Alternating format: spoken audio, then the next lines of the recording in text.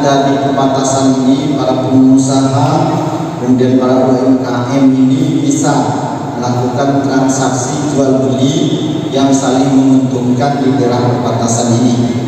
Kenapa saya kena mantan juga di tenaga kerja perindustrian dan transmigrasi. Di perindustrian khususnya kerajinan itu memang dulu sebelum COVID-19 itu sering terjadi transaksi antara pengrajin Indonesia dengan pengusaha yang ada di Malaysia. Cuma masih sebatas hubungan kekeluargaan, hubungan keluarga, pesanannya juga dengan secara kekeluargaan yang tidak melewati daripada jalur resmi yang ada. Kalau saya lihat di sini, saya pernah waktu itu terlibat langsung yaitu dengan pemilik UMKM aluminium.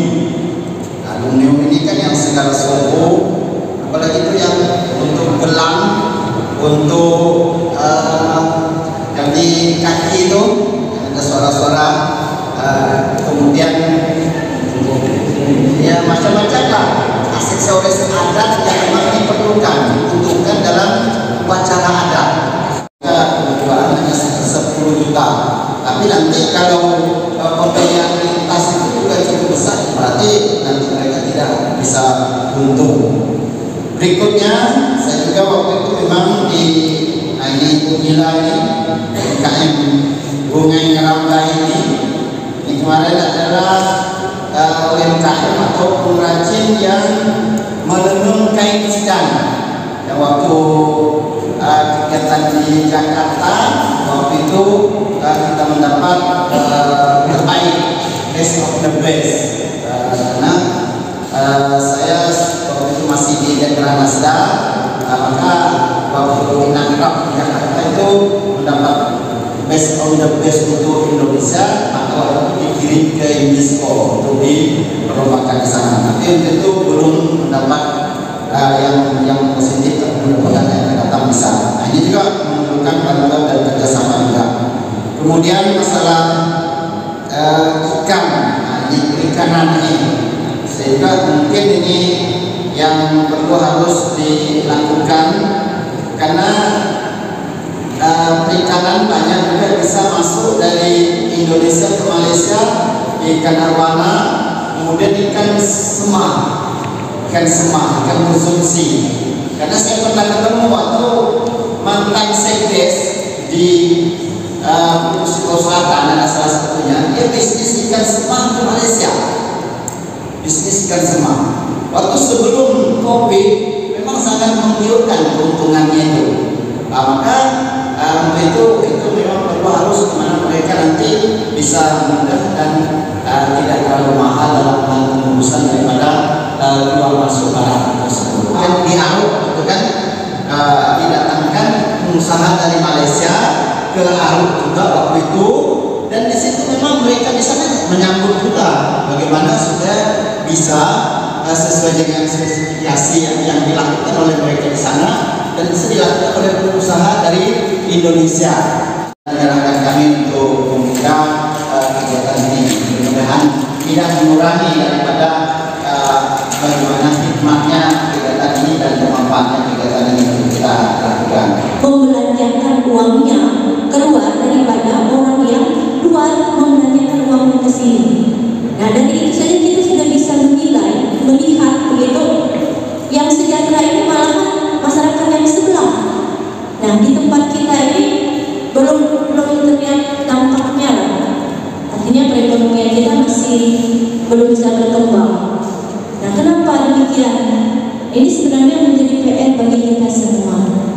Nah, kenapa kita tidak bisa bersaing ibaratnya dengan yang di sebelah?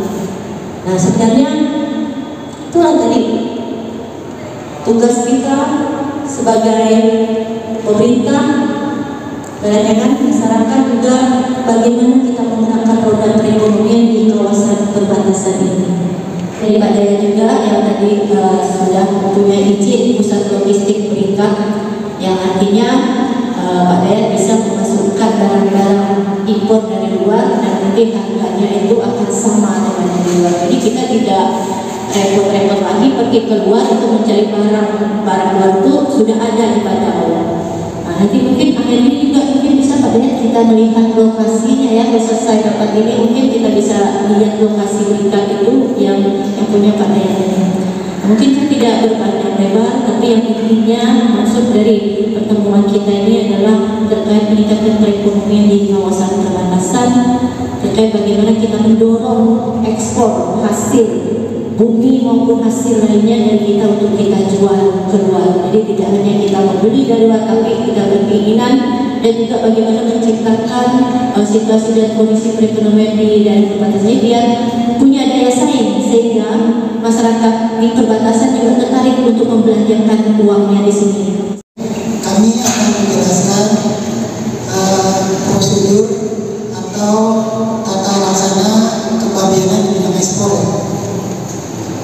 Untuk ekspor ya, untuk ekspor melalui PPN ini sebenarnya ada dua mekanisme yang kita terapkan. Yang pertama bisa untuk masyarakat perbatasan, masyarakat perbatasan ini bisa menggunakan kartu identitas lintas batas. Cukup dengan menggunakan kartu identitas lintas batas, dia sebenarnya bisa melakukan ekspor. Namun dokumen persyaratan seperti invoice, packing list, dan atasnya tetap dipenuhi.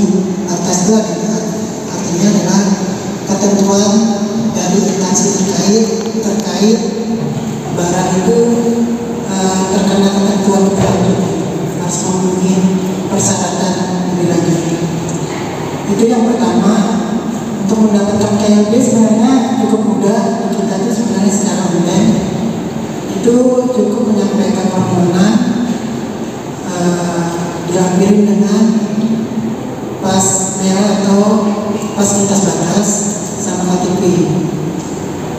Namun selama ini dari tahun 2000 sejak lockdown ya tahun 2020 itu belum ada kita permohonan untuk mengajukan KLB.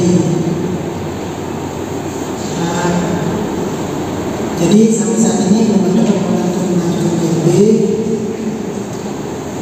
Kita nggak tahu kendalanya apa. Itu yang pertama ya, untuk masyarakat perbatasan atau menggunakan ada dua pemberitahuan ekspor barang. PB, pemberitahuan ekspor barang ini juga semuanya itu via aplikasi ya. Itu untuk bisa menyampaikan pemberitahuan ekspor barang itu pengguna jasa dalam hal ini eksportir itu sangat mudah. Dan bisa juga programnya. Dia harus punya NIB dulu, nomor perusahaan yang diperoleh secara online melalui online single submission. Cukup mudah. Sebenarnya untuk masalah perorangan pun untuk UMKM itu cukup dengan dia memiliki KTP, dia bisa membuat NIB. Namun yang dimaksud NIB di sini nanti yang ada keterangan dia juga sebagai angka pengenal impor kalau dia melakukan kegiatan impor dan akses kepabeanan. NIB-nya itu di bawahnya ada keterangan dia sebagai NIB, API kalau dia melakukan impor dan akses kepabeanan.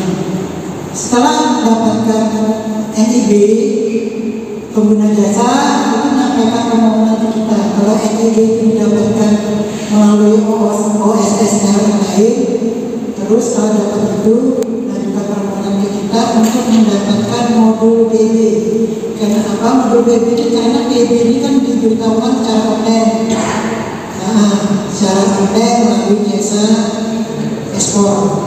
Jadi diisi melalui online dan untuk mendapatkan modul BB itu cukup mengajukan permohonan ke kita dalam ini dengan BB.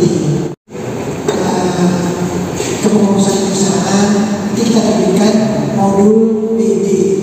Dengan modul BB maka seseorang itu sudah bisa ekspor. Namun demikian untuk eksportasi itu tergantung jenis barangnya.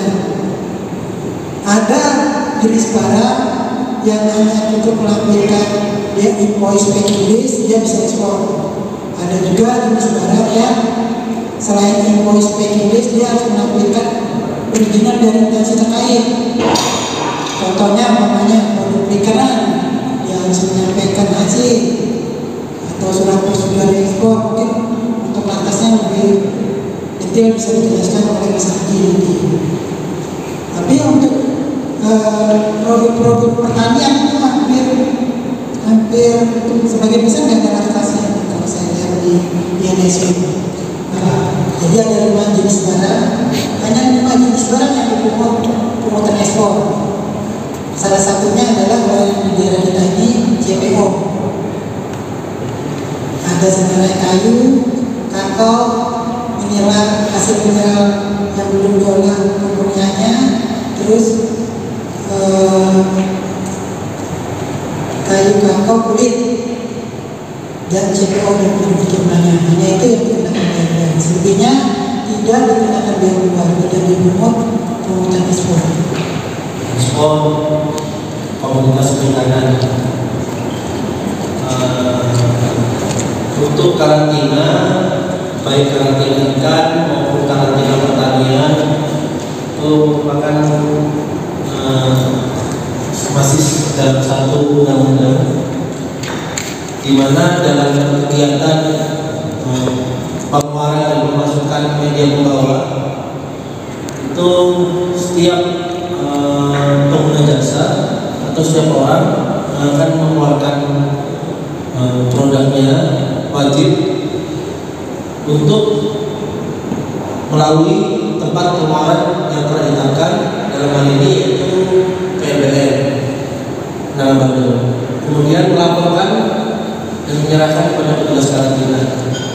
Kemudian memenuhi persyaratan dokumen karantina yang dipersyaratkan dan melengkapi sertifikat kesehatan ikan dan produk perikanan atau SPM, atau melengkapi dokumen lain yang dipersyaratkan.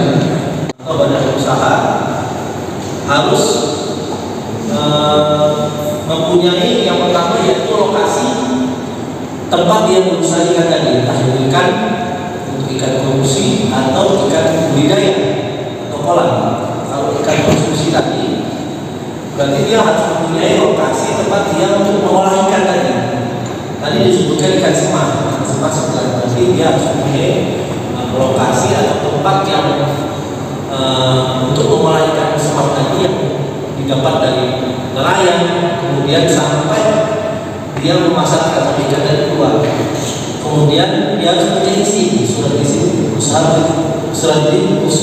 usaha perdagangan dan tata notaris pendirian perusahaan di bidang pengolahan ikan.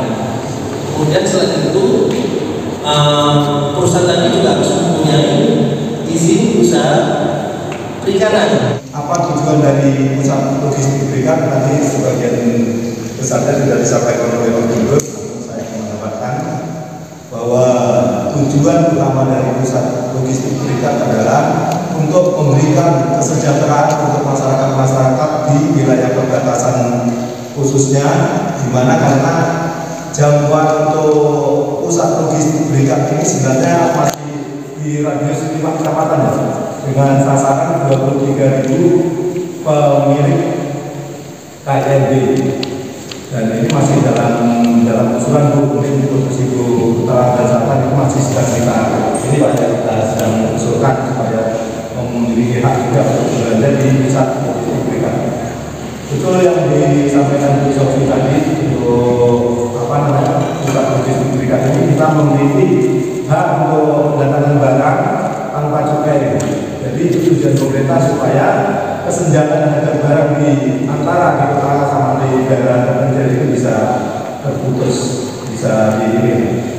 Kalau misalnya nanti kita datangkan barang dari sana, bukan seperti saat di sini, bukan seperti itu.